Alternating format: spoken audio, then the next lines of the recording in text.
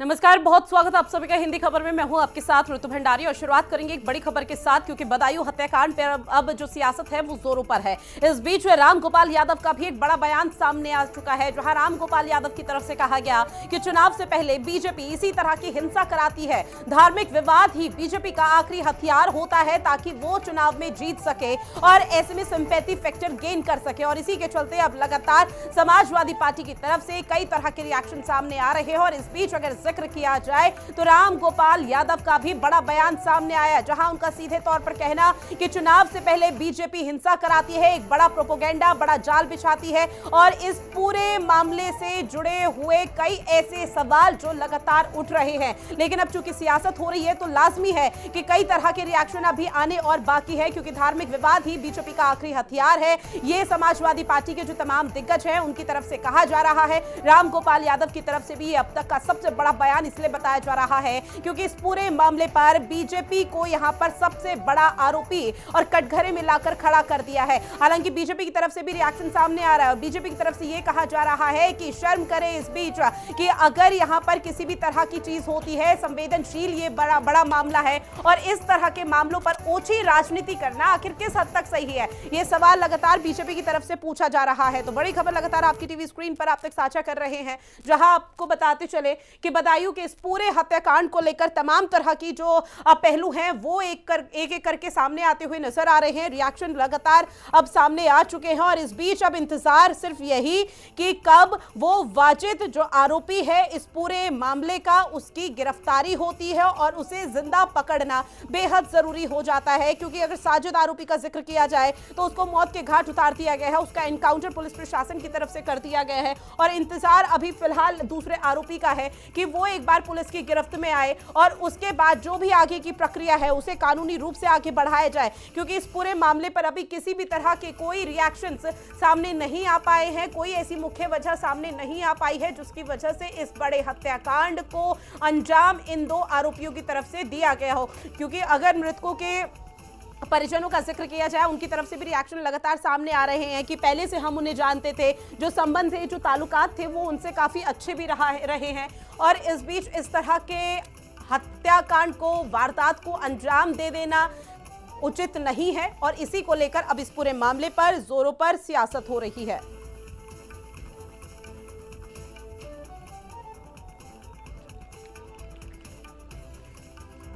इसी पर चर्चा करने के लिए हमारे साथ एक खास पैनल जुड़ा हुआ है, जिनसे आप सभी का परिचय करा दें। हमारे साथ जुड़े हैं डॉक्टर एच.एस. रावत जी, जो कि हिंदू धर्म गुरु हैं, नाजिम खान इस्लामिक स्कॉलर है हमारे साथ, और कुंवर निशात जी हमारे साथ कांग्रेस के प्रवक्ता हैं। सबसे पहले बहुत स्वागत करती हूँ हिंदी खबर पर आपका, और शुरुआत मैं हिंदू धर्म गुरु के साथ करना चाहूंगी। Doctor HS. रावत जी, कैसे देख रहे हैं आप इस पूरे मामले को? देखिए रितु जी, जैसे संस्कार दिए जाएंगे, जैसा सिखाया जाएगा, जैसी शिक्षा दी जाएगी, वैसा ही समाज के अंदर व्यक्ति काम करता है। 4 साल से बच्चों को बकरे की गर्दन खरीदना सिखा देते हैं, मदरसों के अंदर हिंदुओं के खिलाफ जिहाद भरना सिखा देते हैं कि ये काफिर हैं, इनकी चोरी करो, कत्लेआम करो, इनकी बहन बेटियों के साथ बलात्कार करो, आपको जन्नत मिलेगी, 72 हूरें मिलेंगी। अगर आदमी के दिमाग में जिहाद शुरू से भर दी जाए तो उसको कत्ल करने में कोई झिझक नहीं होती है। हमारे यहाँ पर चेंटियों को भी आटा डालने का सिखाया जाता है कि चेंटी न मर जाए। हमारे यहाँ पर यह सिखाया जाता है कि किसी का बुरा न करो, कत्ल न करो, पाप लगेगा, जानवरों का कत्ल न करो, पाप लगेगा। लेकिन जो जैसी मानसिकता सिखाई जाएगी व्यक्ति वही करेगा। यानी जिसको संस्कार नहीं दिए कि तुम जिसके यहाँ चाय पीने के लिए जा रहे हो, जो तुम्हारे लिए स्त्री चाय बना रही है, तुम्हारी मेहमान नवाजी कर रही है, और तुम उनके बच्चों का कत्ल कर दो, तो ये कैसी हैवानियत, कितनी घिनौनी इंसानियत, यकीन नहीं किया जा सकता। कमलेश तिवारी के यहाँ जाकर के मिठाई का डिब्बा लेकर के जाते हैं, वहां वो चाय बनवाता है, उनके लिए चाय लेकर के आता है और उसको कत्लेआम कर दिया जाता है। तो जब इस प्रकार की शिक्षा अगर दी जाएगी तो फिर वो करेंगे क्या आगे चल करके? वो यही करेंगे, वो गोली चलाएंगे, AK-47 चलाएंगे, कत्लेआम करेंगे, मारेंगे, पीटेंगे, किडनैप करेंगे, हत्याएं करेंगे, लूटपाट करेंगे। अब ये संस्कार अगर दिए जाएंगे तो वो करेगा क्या व्यक्ति? सर, लेकिन हिंदू मुस्लिम ही क्यों, ये लूटपाट और इस तरह के अगर जघन्य अपराध को अंजाम दिया जाता है तो सिर्फ एक धर्म थोड़ी ना दे रहा, दूसरे धर्म में भी तो है। अगर हिंदू धर्म में भी देखें, कई ऐसे अपराधी निकल जाएंगे, कई ऐसे मामले निकल जाएंगे जहां पर किस तरह की वारदातों को अंजाम दिया जाता है। लेकिन इस तरह के मामलों में मानसिकता क्या होती है, जिहादी मानसिकता? हिंदू धर्म के अंदर इस प्रकार की चीजें नहीं है कि आप किसी का कत्लेआम करो तो आपको बेहतर रूल मिलेगी। हिंदू धर्म में ये नहीं है कि किसी की बहन बेटी के साथ बलात्कार करेंगे तो आपको जाकर के बेहतर रूल मिलेंगे। इस प्रकार की कौन शिक्षा देता है? कौन अपने बच्चों को शिक्षा देता है कत्लेआम करने की? इस्लामिक स्कॉलर भी हमारे साथ जुड़े हुए हैं। नासिम खान जी, आपका रुख करूंगी, ये जिहादी मानसिकता कहां से आती है?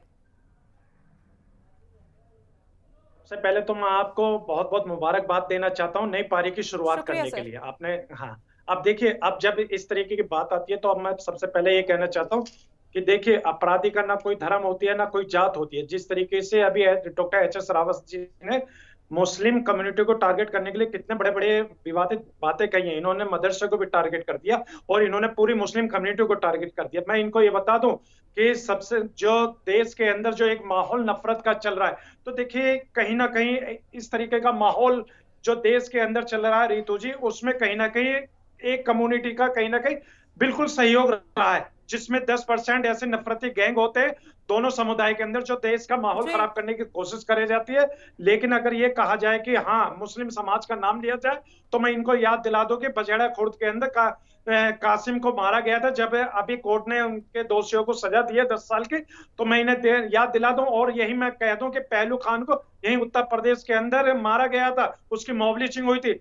और इसके साथ साथ पहलू खान के राजस्थान में हुई थी। बहुत सारे ऐसे केस हैं जहां मॉब लिंचिंग हुई है। लेकिन रितु जी, किसी को मारना या किसी को खत्म करने वाला मसला नहीं है। मसला यह है कि देश के अंदर इस तरीके का नफरत का माहौल पैदा कौन कर रहा है। अगर जो भी पैदा कर रहा है ऐसा नफरत का माहौल, उसके खिलाफ सख्त से सख्त कार्रवाई होनी चाहिए। नफरत का माहौल पैदा कौन कर रहा है, ये सवाल लाजमी है उठना। लेकिन अगर आप चूंकि स्कॉलर हैं, आपके जैसे चूंकि डॉक्टर एच.एस. रावत जी भी हमारे साथ जुड़े हुए थे, ये हिंदू धर्म गुरु हैं, तो आपको नहीं लगता कि आप समाज को सुधारने की दिशा में एक बड़ा और एक बहुत बड़ा और एक बहुत जो यहाँ महत्वपूर्ण है वो योगदान आप लोग दे सकते हैं? अब देश भर में नफरत का माहौल फैल रहा है, कौन इसे पैदा कर रहा है? और ऐसे में उन मासूमों की क्या गलती थी? उन मासूमों ने किसका क्या बिगाड़ा था? ना साजिद का कुछ बिगाड़ा, ना जावेद का। उन दोनों को मौत की घाट क्यों उतार दिया जाता है? सर, बहुत छोटे बच्चे हैं वो लोग।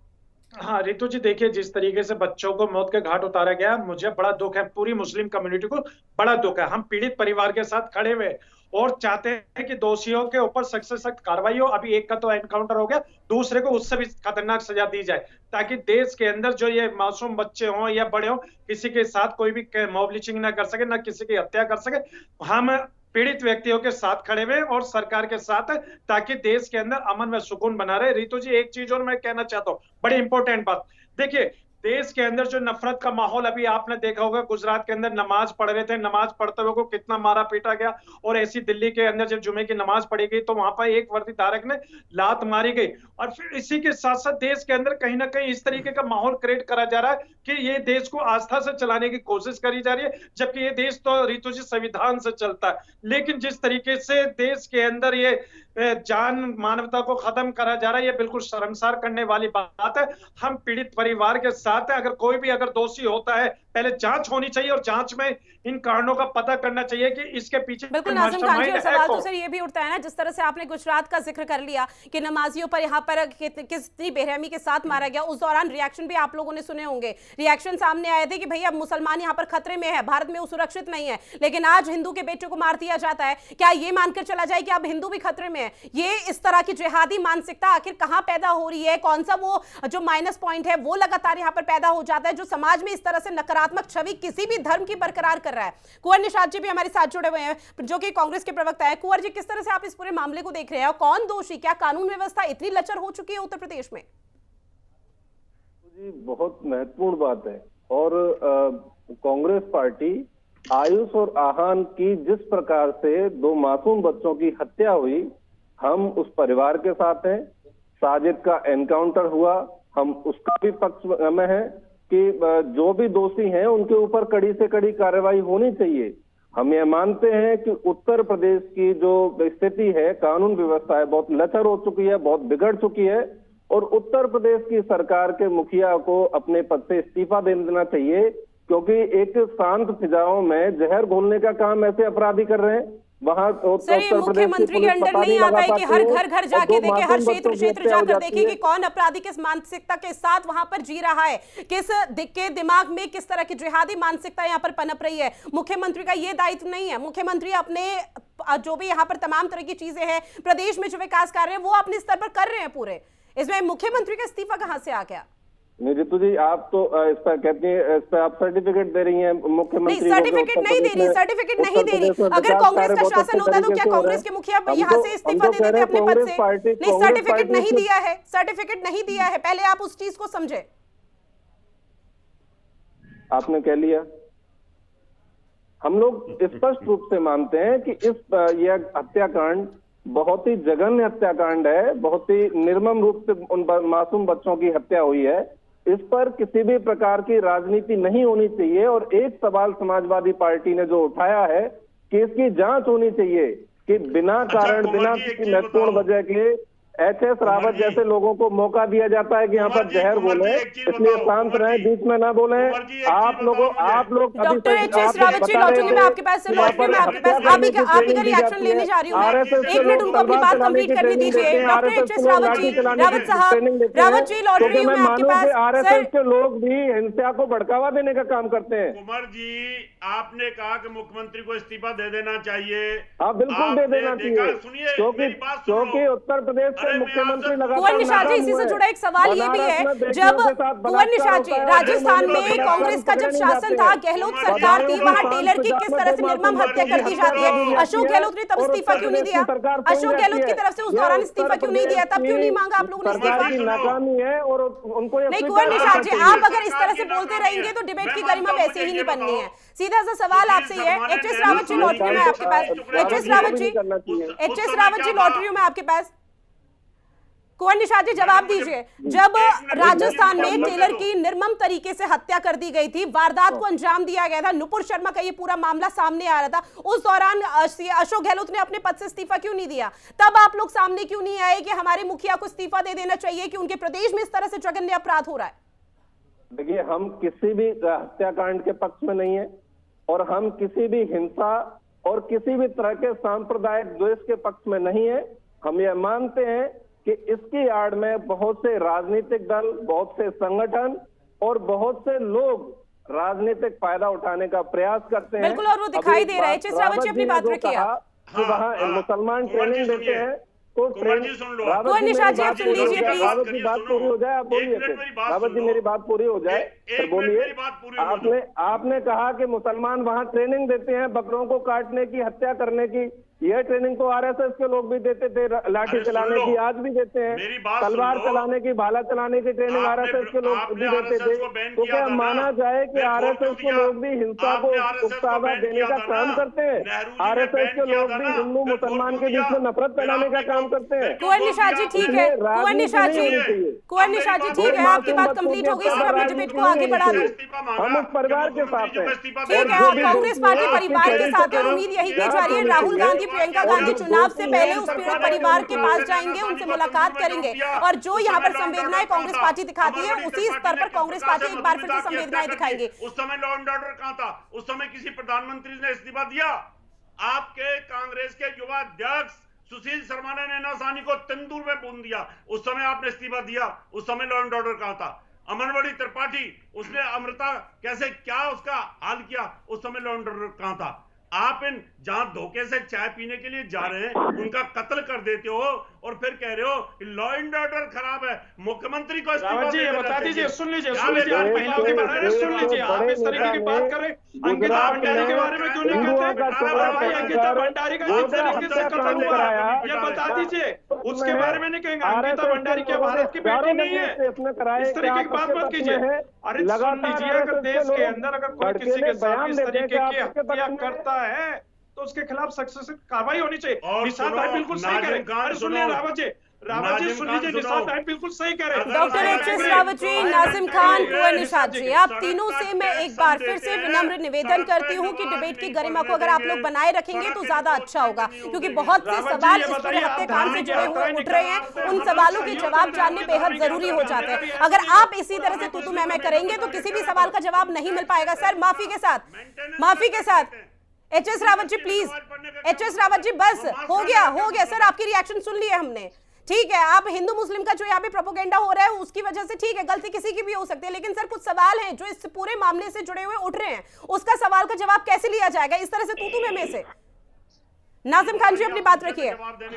रितु जी देखिए, जहां सौहार्द बनाने वाली बात होनी चाहिए वहीं पे डॉक्टर एचएस रावत जी भड़काऊ बातें करें, एक कम्युनिटी को बार बार टारगेट लेकिन सर सवाल तो उठ रहा है ना, सौहार्द कैसे बनेगा? रमजान का पाक महीना चल रहा है, क्या सौहार्द ऐसे बन पाएगा? सुन तो लीजिए HS Rawat ji please. Sir आपकी बात पूरी सुनी गई थी, आपने जो सवाल उठाए उन सवालों के ही जवाब लिए जा रहे हैं।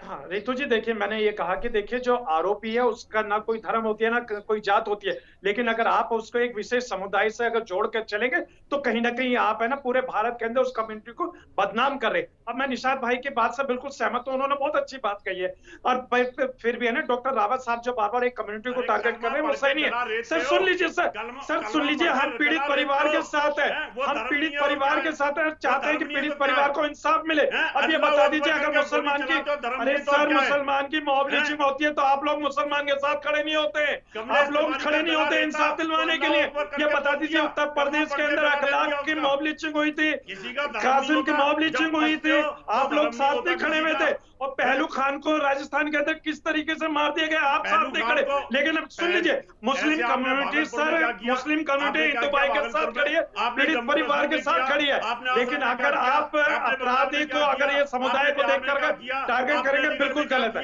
बिल्कुल गलत है। अब बता दीजिए ना, बता दीजिए, ये बता दीजिए हाथरस में क्या हुआ? अरे हाथरस में क्या हुआ सर?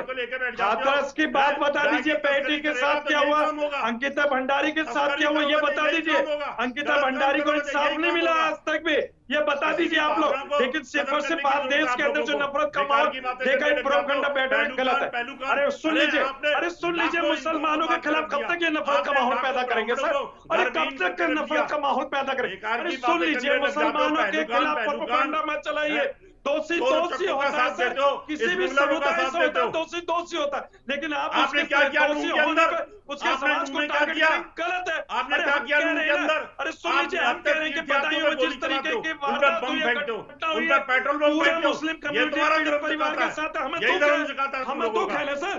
हम कह रहे हैं सर, एक दूसरे पर आरोप प्रत्यारोप का दौर, इससे कुछ नहीं होगा, एक दूसरे के धर्म पर लांछन लगाने से कुछ नहीं होगा। उस पीड़ित परिवार के पास जाइए, उनका वो रो रहे हैं, वो बिलख रहे हैं, वो एक बार आवाज सुनिए, आप लोग सिहर जाएंगे।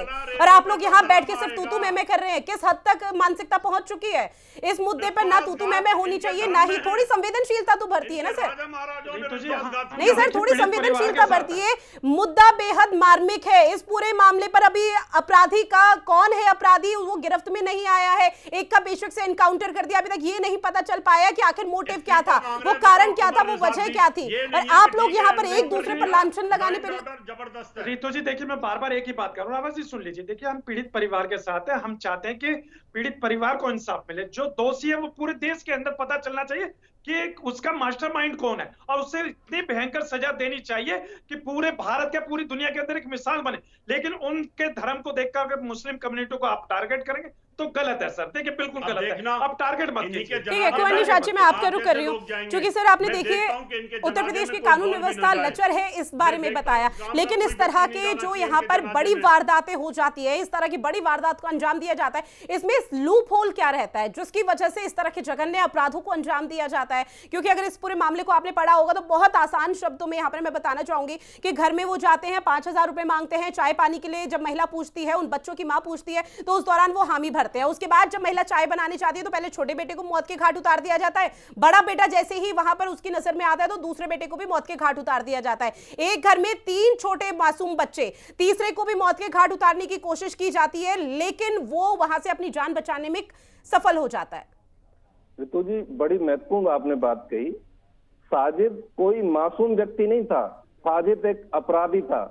वह चाकू लेकर घर में प्रवेश हुआ, साथ में एक देसी कट्टा लेकर घर में प्रवेश हुआ, जिस कट्टे से उसने पुलिस के ऊपर फायर किया और पुलिस की कार्रवाई में, प्रत्युत्तर कार्रवाई में उसके ऊपर गोली लगती है, उसकी मौत हो जाती है। यानी कि पुलिस ने उसको मौत के घाट उतार दिया। वो इतनी गंभीर साजिश रच रहा था, एक पेशेवर अपराधी था, लेकिन उत्तर प्रदेश की पुलिस उसको किस प्रकार से छूट दे रखी थी, कैसे छोड़ रखा था, या फिर एक एंगल इसका यह भी हो सकता है कि उसका कोई और सरगना है जो उससे ऐसे काम करवा रहा था, हिंदू मुसलमान के बीच में हिंसा कराना चाहता था, शांत फिजाओं को मैं जहर घोलना चाहता था।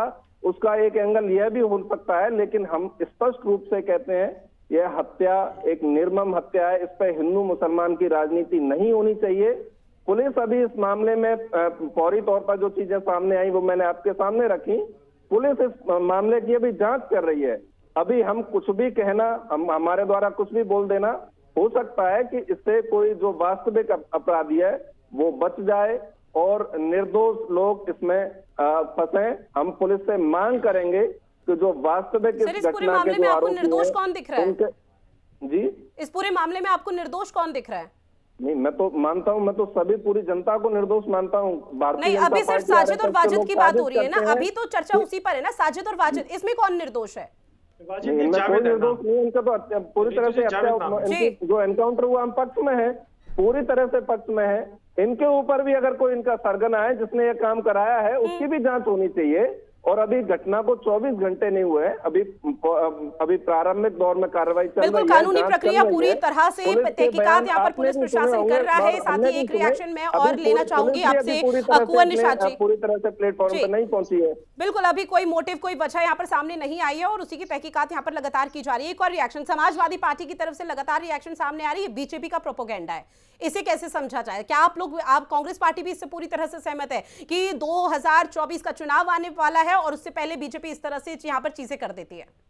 देखिए, हम बड़ा गंभीरता पूर्वक हम कहना चाहेंगे, हम किसी भी प्रकार के ऐसे बयान के पक्षधर नहीं है।